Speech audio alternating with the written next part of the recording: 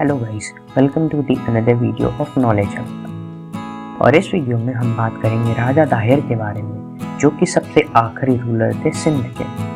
और अगर हम सिंध की इम्पोर्टेंस को देखें तो सिंध एक इम्पॉर्टेंट रीजन था एंशिएंट टाइम में भी और मेडिवल टाइम में भी। एंशिएंट टाइम में जैसा कि आप जानते हैं, ये वही सिंध है जहाँ पे दुनिया की सबसे old civilization which is Indus valley civilization exist करती थी।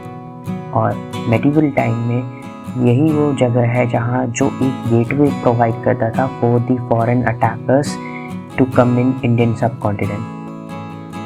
सिंध, जो कि आज पाकिस्तान में लोकेटेड है, एक टाइम था जब इस रीजन पे रूल किया जाता था बाय राजा दाहिर, जो कि सबसे आखिरी हिंदू रूलर हुआ करते थे सिंध के। अब अगर हम राजा दाहिर के बारे में बात करें तो ये सबसे लास्ट हिंदू रूलर थे सिंध के, जिनका जन्म 663 एडी में हुआ था। राजा ताहिर जो थे वो बेटे थे चाच इनके पिताजी का नाम था, जो कि अरोर से बिलोंग करते थे। सो ये जो डायनेस्टी से बिलोंग करते थे उस डायनेस्टी का नाम था पुष्करण ब्राह्मण डायनेस्टी। सो अगर हम डायनेस्टी का बात करें तो डायनेस्टी में क्या होता है कि जब एक ही फैमिली के मेंबर्स, यानी अगर जो पिताजी हैं उनको सक्सीड करता है उनका बेटा, और बेटे का फिर जब बेटा होता है तो वो जब उसको सक्सीड करता है, उनको अपने पिताजी को सक्सीड करता है, तो वैसे रूल को हम डायनेस्टिक रूल कहते हैं। और उसी तरीके के रूल में जन्मे थे राजा ताहिर। और इनको पॉपुलरली, इनके डायनेस्टी को पॉपुलरली बोला जाता था शाही डायनेस्टी। और ये शाही डायनेस्टी जो है सारे ब्राह्मण्स के डायनेस्टी के ऊपर, जो जितने भी साउथ एशिया में थे वहाँ पे डोमिनेट करती थी। और इन्होंने गद्दी संभालना स्टार्ट किया अपने 8 साल के उम्र में। इसका मौका देखते हुए जो रमाल थे एट कन्नौज, मतलब कन्नौज के किंगडम के जो राजा थे जिनका नाम रमाल था, उन्होंने इनके ऊपर आक्रमण कर दिया। शुरुआत में इन्हें कुछ लॉस हुआ और जो रमाल की आर्मी थी वो अरोर तक पहुंच गई थी, लेकिन इन्होंने अपने आप को अलाइन कर दिया, यानी एक तरह से गठबंधन बना दिया विद द अल्लाफी, जो कि एक अरब था। और ये जो अल्लाफी था ये बहुत सालों से इनके जेलों में सड़ रहा था, और ये बिलोंग करता था फ्रॉम द उमैयद कैलिफेट। सो दाहिर ने क्या किया कि इस अल्लाफी को, ये जो अल्लाफी था जो कि एक अरब था, उसको अपने आर्मी में रिक्रूट किया और इसने इनकी आर्मी को लीड किया। और फाइनली जो है अल्लाफी जो है कामयाब हुआ जो इन्वेडिंग फोर्स है उसको थोड़ा बाहर पुश करने में, जिसके बाद इन्हें, जो कि अल्लाफी थे, इसके बाद अल्लाफी को क्या किया गया, एक वैल्यूएबल मेंबर बना दिया गया दाहिर के कोर्ट का। अब हम देखेंगे एक हिस्टोरिकल बैटल के बारे में जिसने पूरी ये सिंध की, स्पेशली जो दाहिर की हिस्ट्री को चेंज कर दिया। और इस हिस्ट्री और इसके बारे में जो जिक्र है वो चाचनामा के अंदर भी किया हुआ है। तो चाचनामा जो है एक क्रॉनिकल्स है जिसके अंदर जो है अरब के कॉन्क्वेस्ट, यानी जितने भी उन्होंने जगह जीते थे, कैसे जीते थे, वो सब उसमें मेंशन है। इसको पर्शियन में ट्रांसलेट किया गया था बाय मोहम्मद अली बिन हामिद बिन अबू बकर कोफी। नाम तो थोड़ा बड़ा है, लेकिन यही वो पर्सन था जिसने इस क्रॉनिकल्स को पर्शियन में ट्रांसलेट किया इन 1216 CE। और इसने पर्शियन में किस भाषा से ट्रांसलेट किया, तो इसका आंसर है अरबिक टेक्स्ट है। जो अर्लियर अरबिक टेक्स्ट थे उससे इसने पर्शियन में ट्रांसलेट किया। और ऐसा माना जाता है कि ये जो चाचनामा था ये लिखा गया था जो मोहम्मद बिन काजिम था। मोहम्मद बिन काजिम अगेन एक इन्वेडर था जिसने सिंध पे अटैक किया था, तो उसके जो है एक रिलेटिव के द्वारा ये बुक लिखा गया था। उस युद्ध होने के पहले एक घटना का जिक्र है इस बुक में, जिसके कारण इन्होंने मेंशन किया जाता है कि इन्होंने अटैक किया था सिंध पे। हुआ क्या था कि अरब्स की 8 जो है शिप्स जा रहे थे फ्रॉम द किंग ऑफ सारंदीप, जो कि आज के प्रेजेंट डे श्रीलंका को बोला जाता है।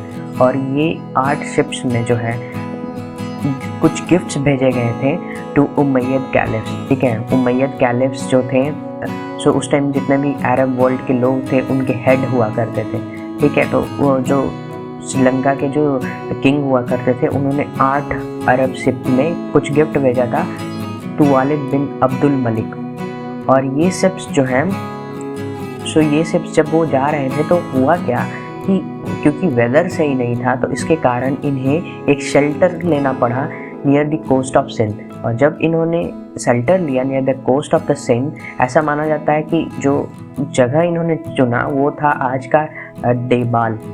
और वहीं पे जब इन्होंने ठहरना सोचा तो इनको लूट लिया गया बाई सम ट्राइब्स। और फिर जो हजाज थे उन्होंने लेटर लिखा था दाहिर को कि हमें कंपनसेशन दो जो भी हमारा चोरी हुआ।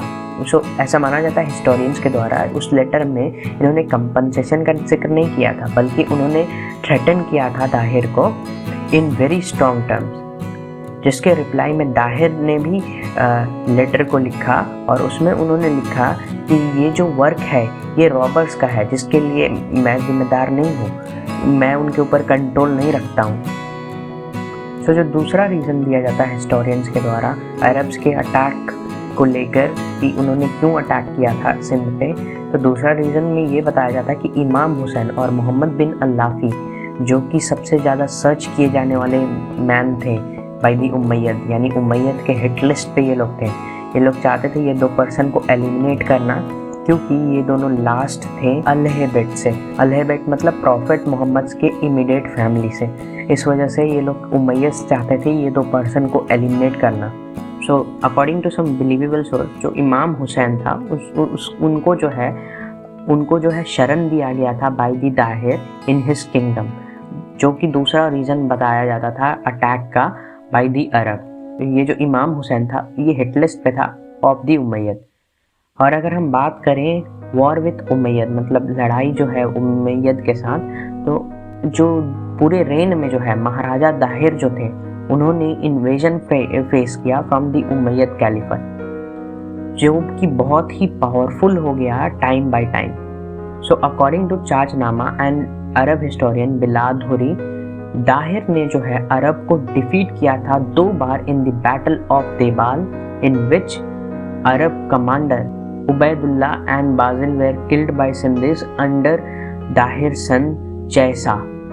तो अकॉर्डिंग टू अगर हम चाचनामा के अनुसार देखें तो जब हजाज जो था उमैयद का, जब उसे न्यूज़ मिलती है अपने 2 कमांडर के डेथ के बारे में, तो वो बहुत ही ज़्यादा गुस्से से भर जाता है और हजाज जो है अपने नेक्स्ट कैंपेन को लॉन्च करता है अंडर मोहम्मद बिन कासिम।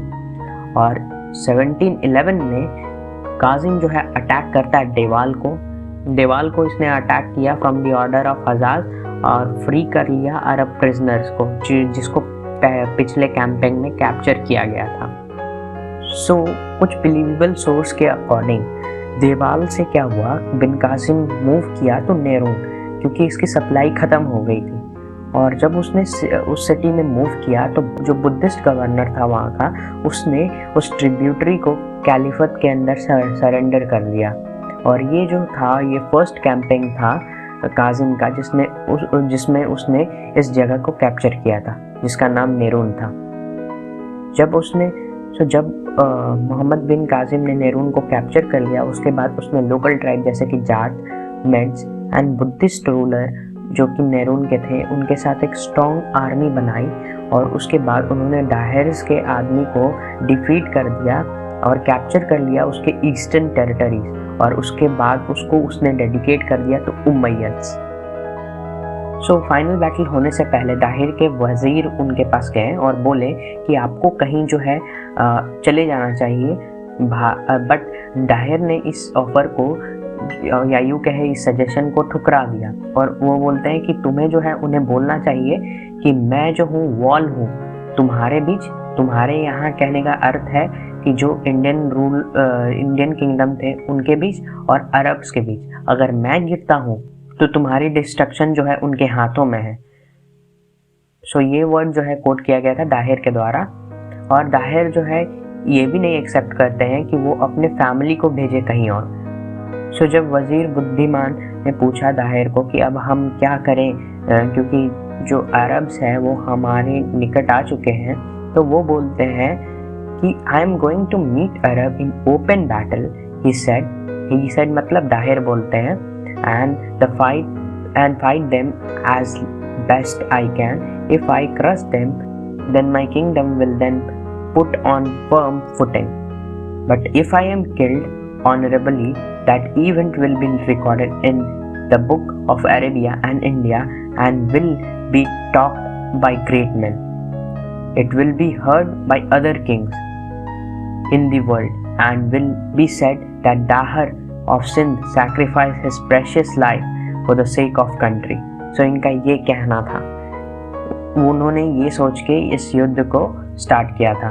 सो दाहिर जो थे वो अपनी ईस्टर्न टेरिटरी को ऑलरेडी लूज कर चुके थे और वो चाहते थे कि किसी तरह जो है हम मोहम्मद बिन कासिम को रोक लें इंदज रिवर को क्रॉस करने से पहले। लेकिन हाउएवर ये हुआ कि कासिम जो है उस इंदज नदी को क्रॉस कर गया और इसने क्या किया कि जयसिया जो कि दाहिर का बेटा था उसको मार डाला। मोहम्मद बिन कासिम जो है वो लड़ता है दाहिर से एट रजोर इन 712, जिसमें उसने दाहिर को मार दिया। सो जब दाहिर को इसने मार दिया in the battle of Aror on the bank of river Indus, इनके सर को इसने काट डाला फ्रॉम हिज बॉडी और इसने उस सर को एज अ गिफ्ट प्रेजेंट कर दिया टू हजाज बिन यूसुफ। सो जब दाहिर के सर को प्रेजेंट किया गया तो हजाज, तो उसने क्या कहा, मैं कोट करता हूँ जो कि चार्जनामा के अंदर लिखा हुआ है, we have conquered Sindh after enormous struggle, betrayed is Dahir by Muhammad bin Qasim strategy, rejoice evil are disgraced, their wealth had been brought away, they are now brittle as egg, their women as fragrant as musk deer are now asleep in our harems. So this was the quote which was made by the Hajjaj bin Yusuf to whom Dahir head was sent. So राजा दाहिर की जो wife थी और other women जितने भी थे घर के, उन्होंने जो है जौहर कमिट कर लिया, लेकिन इनकी जो 2 बेटियां थी वो अलाइव यानी जिंदा पकड़ी गई, जिनका नाम था सूर्य देवी एंड प्रमीला देवी। सो जो चार्जनामा था उसमें मोहम्मद बिन कासिम की जो मृत्यु है वो दर्ज की गई है इन्हीं 2 लड़कियों के द्वारा। सो जैसा कि आपको पता है कि जब कोई किंगडम दूसरे किंगडम के ऊपर अटैक करता था पहले के टाइम पे, तो जो वहाँ पे जितने भी फीमेल्स हुआ करती थी या तो वो जौहर कर लेती थी, जैसा कि हमने देखा in the case of Dahir, but कुछ लोग जो हैं जो बच जाते थे, जैसे कि इनकी 2 बेटियां बची थी, उनको एज अ प्रेजेंट फिर भेज दिया जाता था टू द अदर किंग। तो उसी तरह इन 2 लड़कियों को भी भेजा गया था as a present to the खलीफा फॉर हिज हरम इन डेमस्कस। लेकिन जब वो वहाँ जाती हैं तो वो बोलती हैं कि जो हम दोनों का राइट्स है वो ऑलरेडी वायलेट कर दिया गया है बाय द कासिम। सो जिसके बाद वहाँ का जो खलीफा था वो पूरा गुस्से से तिलमिला उठा और बोला कि कासिम को तुम लोग क्या करो कि बैल में बांध के मेरे पास लाओ। तो जब वो रास्ते में आते आते सफोकेशन के कारण वो मर गया। सो जब खलीफा को पता चला कि इनके साथ खेल खेला गया है उन दोनों लड़कियों के द्वारा, तो इनको जो है दीवार के अंदर चुनवा दिया गया। So this was the story which was mentioned about the Dahir in Chachnama. So जैसा कि उन्होंने कहा था कि मैं एक वॉल हूँ तुम्हारे और अरब के बीच में, तो वैसा ही हुआ। जब इनकी डिफीट हो गई तो उसके बाद जो है अरब इन्वेजन धीरे धीरे इंडियन सब कॉन्टिनेंट में बढ़ता चला गया। सो अगर ये पर्सन उस युद्ध में अलाइव होते तो सोचिए उस युद्ध का परिणाम क्या होता, और सोचिए जब वो युद्ध का परिणाम क्या होता तो क्या आज हमारे देश में अरब इन्वेजन जो भी हुआ है वो कभी ना होता। सो ये पर्सन एक ऐसे पर्सन थे जिनको हमने बुला दिया। सो आई होप ये वीडियो कुछ इन्फॉर्मेशन आप तक पहुंचाया है। तो if you get some value from this video then don't forget to like, subscribe and share. Thank you.